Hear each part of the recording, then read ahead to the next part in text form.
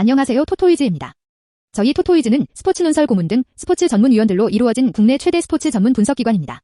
경기 분석은 전문위원들이 조합해드리는 골드픽, 조합픽 앤드 축구 승무패를 무료로 유튜브를 통해 시청하실 수 있습니다. 중간의 변수로 인하여 조합픽이 변동될 수 있으니 단톡방에 참여하셔서 더욱더 정확한 정보를 얻어가시는 걸 추천드립니다. 정보방 참여 방법은 영상 하단 고정 댓글을 통하여 접속하실 수 있습니다.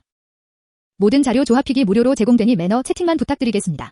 비매너 행동 시 바로 강퇴 처리되실 수 있습니다. 잠시 영상을 멈추고 캡처하시기 바랍니다. 오늘 분석할 경기는 133번, 172번입니다. 자, 그럼 분석 시작해보겠습니다. 첫 번째 경기는 5월 5일에 열리는 마이히트 델러메버 경기입니다. 프로토 번호는 172번입니다. 마이히트 프리뷰. 마이애미는 직전 샬럿과의 경기에서 승리하며 3연승에 성공하였다. 아데바요가 20득점을 기록하며 좋은 모습을 보여주었다.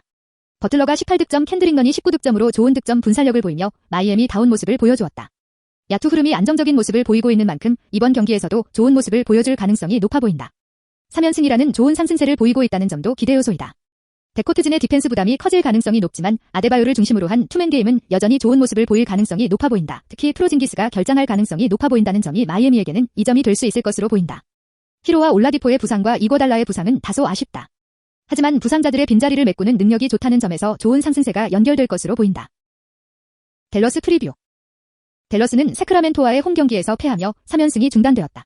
돈치치가 30득점을 기록하며 활약을 보이기는 하였지만 팀 승리를 이끌어내지는 못하였다. 외곽에서 부진한 모습을 보여준 부분이 패배로 이어졌다. 최근 3점 부분에서 좋은 모습을 보여주었던 댈러스로서는 이번 경기도 3점 부분이 부담이 될 수 있을 것으로 보인다. 프로징기스의 출전이 불투명하고 클레버 역시 출전이 불투명한 상황이다. 포엘이 활약을 보일 수는 있지만 인사이드에서의 부담이 이어질 수 있다. 특히 투맨 게임이 좋은 팀을 상대한다는 점에서도 이번 경기는 댈러스가 디펜스적으로 부담이 될 수 있을 것으로 보인다. 레딕의 경기력이 여전히 좋지 못하고 버크도 기복을 보이기에 득점 분산력을 이끌어내는 것이 쉽지 않아 보인다. 돈치치가 활약을 보이더라도 돈치치만 활약을 보일 가능성이 높아 보인다. 결론. 서로 부상 여파가 있는 상황이지만 이를 극복할 가능성이 높은 쪽은 마이애미가 될 것으로 보인다. 댈러스는 프로징기스가 결장할 경우 이를 대처하기가 쉽지 않다. 아데바요의 생산력을 따라가지 못할 가능성이 높아 보인다. 마이애미도 돈치치를 제어하는 데는 고전할 가능성이 높아 보인다. 하지만 득점 분산력으로 이를 극복할 가능성은 상당히 높아 보인다. 전체적으로 좋은 경기력을 보일 가능성이 높은 쪽은 마이애미로 보인다. 특히 디펜스 부분에서 마이애미가 좋은 결과를 이끌어낼 것으로 보인다. 이 경기는 마이애미의 승리를 추천한다. 언오버 214.5언더. 두 번째 경기는 5월 5일에 열리는 맨시티 PSG 경기입니다. 프로토 번호는 133번입니다. 맨시티 라인업 포덴 데브라이너 마레즈 권도간 로드리고 실바 진젠코 디아스 스톤스 워커 에메르손으로 예상됩니다. 맨시티 프리뷰. 맨체스터 시티는 1차전 원정 경기에서 1대2로 승리하였다. 원정 경기에서 2골을 만들어냈기에 매우 유리한 고지를 점령한 상황이다.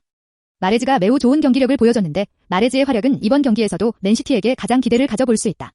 특히 직전 경기 데브라이너를 최전방 공격수에 가까운 롤을 활용하며 사실상 펄스나인을 가동하였는데 좋은 결과로 이어졌다.